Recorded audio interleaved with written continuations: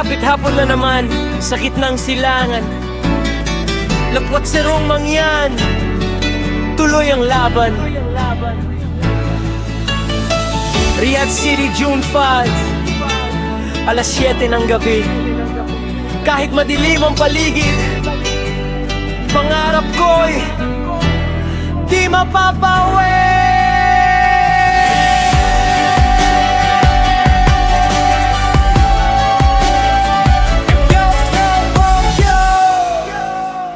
Dapit hapon na naman, unti-unting lumalamlam sa kalsada ng Riyadh. Ako'y patuloy na lumalaban, buong maghapon sa biyahe, pagod man ang katawan, pero hindi sumusuko dahil may dahilan. Hindi man agad tagumpay ang dumapos sa landas, alam kong may bukas pa, may liwanag pagkatapos ng hirap. Bawat oras na lumilipas, bawat pawis na bumabatak, mas lalo kong pinapatibay ang pangarap na hinahawa.